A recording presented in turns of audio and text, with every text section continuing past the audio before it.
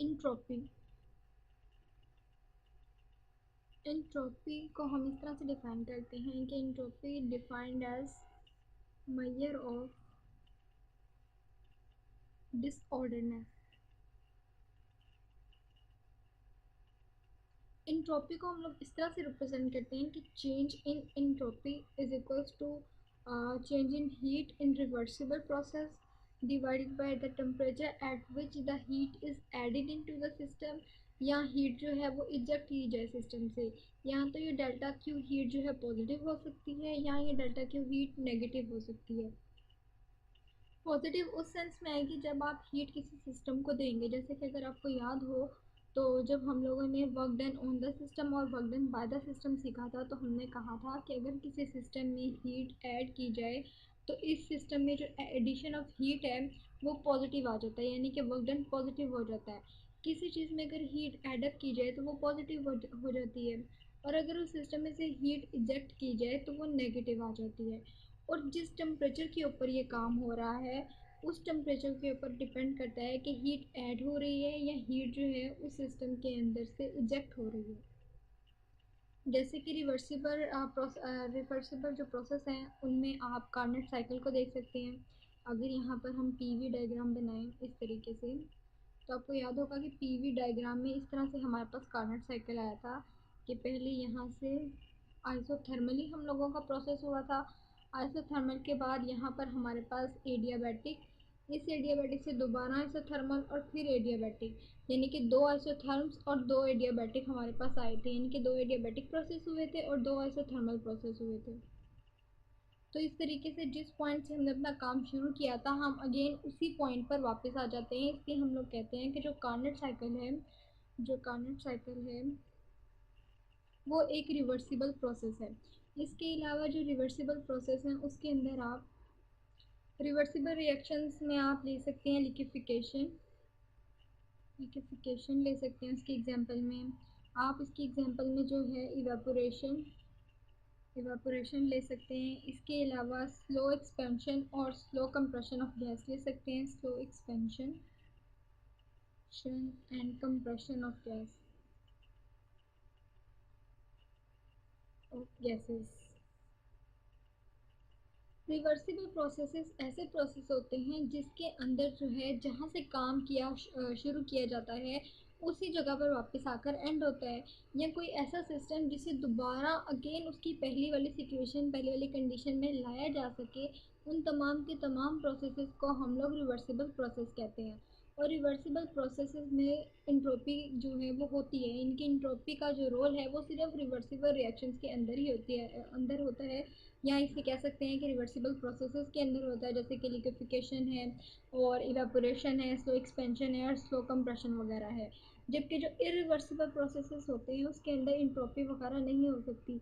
Irreversible processes ऐसे process होते हैं जो कि अगेन अपनी पहली वाली पोजीशन पे नहीं लाए जा सकते, जैसे कि ब्रस्ट ऑफ टायर हो सकता है, एक्सप्लोजन हो सकती है, इसके अलावा रैपिड एक्सपेंशन और रैपिड कंप्रेशन ऑफ गैस हो सकती है।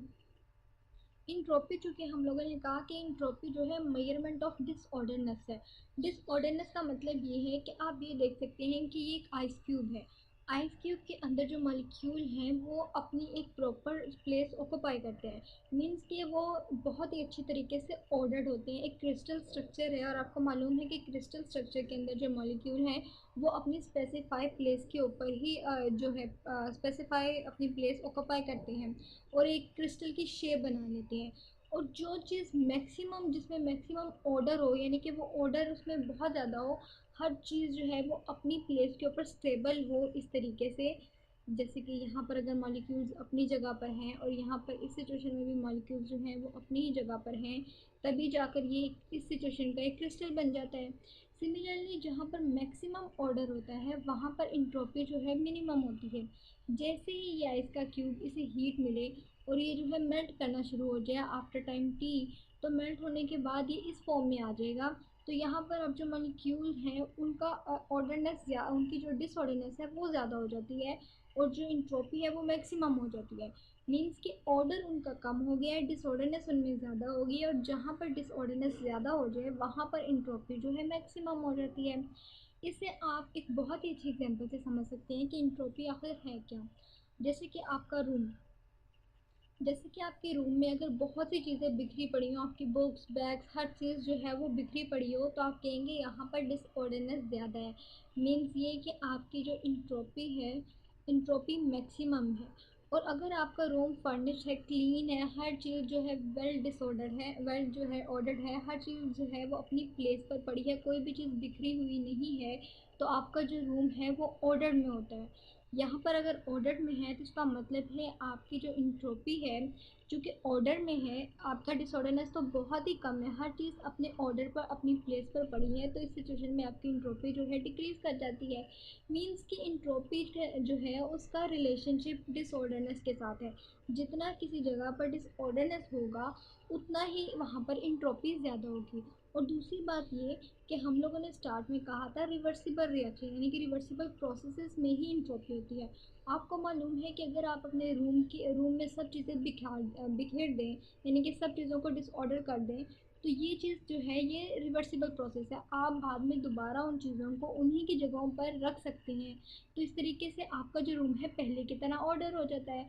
तो इसका मतलब है जो रूम की एग्जांपल है वो भी रिवर्सिबल प्रोसेस में आ सकती है, क्योंकि आप अपने रूम को जो है डिसऑर्डरनेस के बाद दोबारा अगेन पहले वाले ऑर्डर में लेके जा सकते हैं।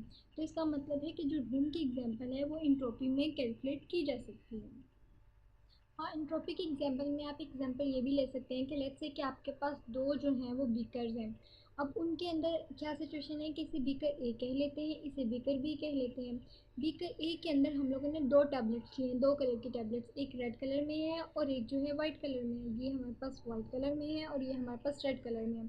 इस सिचुएशन में ये ऑर्डर्ड में है, मीन्स ये कि पहले नीचे वाइट की सारी टैबलेट है और उसके बाद हमारे पास जो है रेड है। इस सिचुएशन में इंट्रोपी तो होगी, लेकिन बहुत लो होगी। लेकिन अगर आप इसके ऊपर एक लिड रख के इसको अच्छी तरह से शेक करें, तो आपके पास रेड और ये वाइट वाली टैबलेट आपस में मिक्स हो जाएंगी। मीन्स यहाँ पर डिसऑर्डरनेस ज़्यादा हो जाएगा। डिसऑर्डर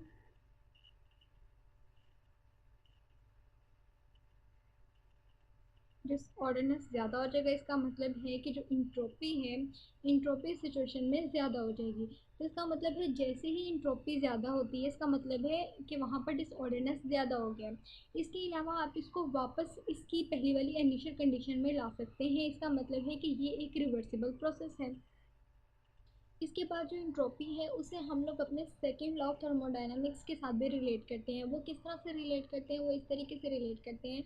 लेट्स से कि ये आपके पास एक बीकर है इस तरीके से, और इसके अंदर जो है वो हॉट वाटर है, इसके अंदर हॉट वाटर है। ये इस तरह से बीकर ये जो है क्लोज है। और यहाँ पर ही एक और बीकर है इस तरीके से, इसके अंदर जो है वो कूल्ड वाटर है और ये भी ऊपर से इस तरीके से क्लोज है, लेकिन यहाँ साइड से एक ओपनिंग है इस तरीके से। अब इंट्रॉपी को हम लोग अपने सेकेंड लॉ ऑफ थर्मोडायनेमिक्स के साथ इस तरह से रिलेट करते हैं कि अगर हम इन दोनों जो बीकर्स हैं इनको आपस में जोड़ देंगे, तो जो हमारी हॉट बॉडी है उससे जो है वो हीट जो है ट्रांसफ़र होना शुरू हो जाएगी हमारी कूल बॉडी की तरफ। यानी कि जैसे ही हम इन्हें आपस में जोड़ेंगे, यानी कि लेट्स से कि मैं कह देती हूँ कि मैंने इन्हें आपस में इस तरह से जोड़ दिया, तो यहाँ पर जो है मॉलिक्यूल हॉट बॉडी से कूल बॉडी की तरफ जाके ट्रांसफ़र होना शुरू हो जाएंगे और तब तक ट्रांसफ़र होते रहेंगे और हीट को ट्रांसफ़र करते रहेंगे जब तक कि इनमें एक थर्मल इक्विलिब्रियम स्टेबल ना हो जाए। तो इसका मतलब है कि जब हम लोगों ने सेकेंड लॉ ऑफ थर्मोडायनेमिक्स पढ़ा था, तो उसमें हमने ये बात की थी कि जो हीट है वो हीट जो है हमेशा हाई टेम्परेचर रिजर्वायर से जो है फ़्लो करती है। यहाँ पे कुछ हीट जो है बर्नर में इस्तेमाल हो जाती है और उसके बाद बचने वाली जो हीट है वो लो टेम्परेचर रिजर्वायर या हमारे सिंक में चली जाती है। सिमिलरली अगर यहाँ पर ये कंसिडर कर लिया जाए कि हॉट टेम्परेचर रिजर्वायर जो है हमारा हॉट वाटर है और लो टेम्परेचर रिजर्वायर हमारा कूल्ड वाटर है, तो जाहिर सी बात है जब हीट ट्रांसफ़र होती है तो सारी की सारी हीट तो वर्क डन में कंज्यूम नहीं हो जाती, बल्कि कुछ हीट जो है वो एनर्जी लॉसेस में भी चली जाती है। इसके बाद जैसे ही हम इन दोनों बीकर्स को आपस में मिलाते हैं, तो इनमें बहुत ज़्यादा डिसऑर्डरनेस प्रोड्यूस हो जाती है। वो डिसऑर्डरनेस इसलिए प्रोड्यूस होती है क्योंकि इसके मॉलिक्यूल जो है हॉट बॉडी के वो अपनी जगह पर थे, अपने अपने एक एरिया में थे, एक रीजन में थे। और कूल बॉडी के जो हैं जो हमारा पास कोल्ड वाटर है उसके जो मॉलिक्यूल्स हैं वो अपने रीजन में थे। जैसे ही हम इन दोनों को आपस में मिला देते हैं तो अब इन दोनों के अंदर एक जो है वो क्यूरियोसिटी पाई जाती है कि अभी इन्हें एक थर्मल इक्विलिब्रियम स्टेबल करना है। इसलिए यहाँ से जो है एनर्जी मूव करना शुरू कर देती है कोल्ड वाटर की तरफ, और मॉलिक्यूल्स भी मूव करते हैं और कुछ मॉलिक्यूल्स यहाँ पर मूव करना शुरू कर देते हैं। तो दोनों बीकर में आफ्टर टाइम टी जो है वो एक थर्मल इक्विलिब्रियम जो है स्टेबल हो जाता है। थोड़ी देर के बाद जो है पूरे का पूरे वाटर का जो है टेम्परेचर या उसकी जो हीट है वो सिमिलर हो जाती है। इसलिए हम लोग कहते हैं कि जो इंट्रोपी है वो सेकेंड लॉ ऑफ थर्मोडायनामिक्स के साथ रिलेट करती है। लेट्स से कि आपके पास कुछ मार्बल डेफिस हैं, इन्हें आपने एक बीकर में डाल के अच्छी तरह से शेक किया। मीन्स जब आप इन्हें शेक करते हैं एक बीकर में डाल के तो इसमें कुछ ब्लू कलर की बॉल्स हैं और कुछ जो हैं वो रेड कलर की हैं। जैसे आप इन्हें मिक्स करते हैं तो इसमें जो डिसऑर्डरनेस है इंक्रीज करता चला जाता है। और डिसऑर्डरनेस इंक्रीज हो रहा है मीन्स ये कि इसकी इंट्रोपी इंक्रीज करती चली जा रही है। और अगर आप इसको इस हद तक शेक करते चले जाएं कि एक टाइम ऐसा आए कि दो रीजन सेपरेट हो जाएं, एक रीजन में जो है आपके पास ब्लू मार्बल और एक हिस्से में जो है आपके पास ब्राउन मार्बल आ जाए, तो इसका मतलब है कि ये जो है रिवर्सिबल प्रोसेस था जिसमें आपने अगेन पहले वाली ही सिचुएशन कायम कर ली। जैसे कि आप देख सकते हैं कि बिल्कुल पहले वाली सिचुएशन आ गई है, दोनों मार्बल बिल्कुल अलग अलग रीजन में आ गए हैं। तो जब इनको आपस में मिक्स किया गया था तो उस वक्त इनमें डिसऑर्डरनेस ज़्यादा हो गई थी, मीन्स ये कि इसमें इंट्रोपी ज़्यादा हो गई थी। और जैसे ही कुछ टाइम टी गुजरने के बाद ये वापस अपनी बैक सिचुएशन पर आया है तो इसमें जो है अब इंट्रोपी मिनिमम हो गई है क्योंकि ये वेल डिसऑर्डर हो गया है। सिमिलरली अगर इसके अलावा आप ये एग्जांपल लें जिसमें आप वाइट सैंड और ब्लैक सैंड को आपस में मिक्स करें। जैसे कि लेट्स से कि ये आपके पास वाइट सैंड है और ये आपके पास रेड सैंड है। आप कुछ टाइम टी में हिलाते कुछ टाइम ये पहले इक्विलिब्रियम स्टेट में था, अब आपने इसे हिलाना शुरू कर दिया। पहले वो ऑर्डर में था, मीन्स ये कि उसकी इंट्रोपी कम है। अब जैसे ही आपने वाइट सैंड और रेड सैंड को आपस में मिक्स करना शुरू किया है तो इनमें जो है डिसऑर्डरनेस इंक्रीज होता चला जा रहा है। और डिसऑर्डरनेस जो इंक्रीज होता चला जा रहा है इसका मतलब है इसकी इंट्रोपी बढ़ती चली जा रही है। इस तरह से आप ये इंट्रोपी को इस एग्जाम्पल से भी समझ सकते हैं कि लेट्स से आपके पास बहुत ही ऑर्डर में ब्रिक्स पड़ी हुई थी। अगर आप इन ब्रिक्स को अपनी जगह से ऑर्डर में, मीन्स ये कि इस वक्त इंट्रोपी जो है वो बिल्कुल ज़ीरो है। इसके बाद अगर आप इसे डिसऑर्डरनेस में कर देते हैं, इसका डिसऑर्डर जो है बिगाड़ देते हैं, इसमें बहुत ज़्यादा डिसऑर्डरनेस क्रिएट कर देते हैं, तो इस वक्त जो है इसमें इंट्रोपी जो है वो बहुत ज़्यादा हो जाएगी, इंट्रोपी जो है मैक्सिमम हो जाएगी। इसके अलावा हमारे यूनिवर्स में जितने भी रियल प्रोसेस होते हैं वो सब के सब जो हैं वो उन सब के सब रियल प्रोसेसेस में जो है इंट्रोपी इंक्रीज करती है। इंट्रोपी जो है स्टेट वेरिएबल भी है। इंट्रोपी की ये भी एक प्रॉपर्टी है कि इंट्रोपी जो है वो एक स्टेट वेरिएबल है। इसके अलावा इंट्रोपी जो है यूनिवर्स इंट्रोपी ऑलवेज इंक्रीजेस। अब क्वेश्चन ये है कि हमारी जो यूनिवर्स है उसकी इंट्रोपी इंक्रीज क्यों करती है। हमारे यूनिवर्स में बहुत से रेयर प्रोसेस होते हैं और सबके सब प्रोसेस जो यूनिवर्स में होते हैं तकरीबन सबके सभी जो है हीट ट्रांसफ़र करती हैं। तो जो चीज़ हीट ट्रांसफ़र करती है तो सारी की सारी हीट ट्रांसफॉर्मेशन जो है वो वर्क डन में कंज्यूम नहीं हो जाती बल्कि कुछ ना कुछ हीट जो है वो लूज भी होती है, जैसे कि सेकेंड लॉ ऑफ थर्मोडायनेमिक्स। तो जो सब के सब प्रोसेस इस तरह से हीट को अगर ट्रांसफ़र करते चले जाएंगे तो ओवरऑल यूनिवर्स में बहुत से ऐसे प्रोसेस हैं अर्थ के ऊपर भी और अर्थ के बाहर भी जो हीट को ट्रांसफ़र करते हैं।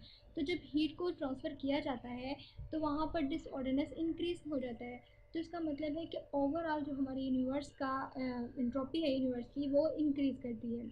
इसके अलावा हमारी अर्थ के ऊपर जैसे इन्वायरमेंटल क्राइसिस होते हैं, थर्मल पोल्यूशन है या एयर पोल्यूशन है, ये भी डिसऑर्डरनेस की वजह से ही होती है। तो ये भी जो है इंट्रोपी को इंक्रीज करती है। जहाँ पर डिसऑर्डरनेस ज़्यादा होता है वहाँ पर हमेशा इंट्रोपी मैक्सिमम होती है, और जहाँ पर डिसऑर्डरनेस बहुत कम हो वहाँ पर इंट्रोपी जो है वो कम होती है। इसके अलावा आप जब भी इस तरह से करें कि आपके पास यहाँ पर हॉट वाटर हो और यहाँ पर आपके पास जैसे कि कोल्ड वाटर है, तो आप इन्हें जब भी आपस में मिक्स करेंगे, जब भी आप इनको मिक्स करेंगे तो इनकी इंट्रोपी जो है हमेशा इंक्रीज़ करेगी। और क्योंकि वार्म जो वाटर है या वार्म जो भी कोल्ड वाटर है आपके पास उसके मॉलिक्यूल्स अपनी जगह पे स्टेबल थे, अपने रीजन में थे। जैसे ही आप इसे कोल्ड बॉडी के मॉलिक्यूल्स के साथ आप मिलाते हैं तो इनमें डिसऑर्डरनेस इंक्रीज कर जाता है। तो इनमें जो है इंट्रोपी इंक्रीज कर जाती है। तो जब भी इंट्रोपी इंक्रीज करे और जो फ्लो ऑफ हीट है वो फ्लो ऑफ हीट है, या आप कह लीजिए कि जो अपॉर्चुनिटी है कि हीट को वर्क में कन्वर्ट किया जाए, हमेशा हीट को वर्क में कन्वर्ट करते वक्त कुछ ना कुछ एनर्जी लॉसेस हो जाती हैं। और अगर आप इस पूरे के पूरे सिस्टम को इंट्रोपी के साथ रिलेट करें, तो इंट्रोपी के दौरान हीट को वर्क में कन्वर्ट करते हुए जो एनर्जी लॉसेस हो जाती हैं, उसे हम लोग डिग्रेडेशन ऑफ एनर्जी कहते हैं। उसे हम लोग कहते हैं कि ये डिग्रेडेशन ऑफ एनर्जी है, डिग्रेडेशन ऑफ एनर्जी है। मीन्स ये कि जब भी आप इन एंट्रोपी को इस तरह से रिलेट करें कि एंट्रोपी के दौरान हीट ट्रांसफ़र हो रही हो, तो हीट ट्रांसफॉर्मेशन के दौरान जो हीट या जो एनर्जी लॉसेस होंगे उसे आप डिग्रेडेशन ऑफ एनर्जी कहेंगे। तो होप सो आपको काफ़ी हद तक समझ आ चुका होगा कि एंट्रोपी को हमेशा हम रिवर्सिबल के साथ ही क्यों रिलेट करते हैं, जैसे कार्नोट साइकिल या रूम की एग्जाम्पल, ब्रिक्स की एग्जाम्पल और आइस क्यूब की एग्जाम्पल। इससे आप एंट्रोपी को काफ़ी हद तक समझ चुके हैं। और इसके अलावा हमारी यूनिवर्स की जो एंट्रोपी है वो हमेशा बढ़ती है, और जो इंट्रोपी है उसे हम हमेशा सेकेंड लॉ ऑफ थर्मोडायनेमिक्स के साथ रिलेट करते हैं, क्योंकि जो कोल्ड बॉडी और हॉट बॉडी है, इनको जब हम आपस में मिलाते हैं तो हीट जो है हमेशा कोल्ड से हॉट की तरफ ट्रांसफ़र करती है, जैसे कि सेकेंड लॉ ऑफ थर्मोडायनेमिक्स में करती थी। तो ये जो इंट्रोपी है ये बहुत ही एक इम्पॉर्टेंट कंसेप्ट है कि इंट्रोपी आखिर है क्या। इंट्रोपी को हम कहते हैं कि ये मेजरमेंट ऑफ डिसऑर्डरनेस है।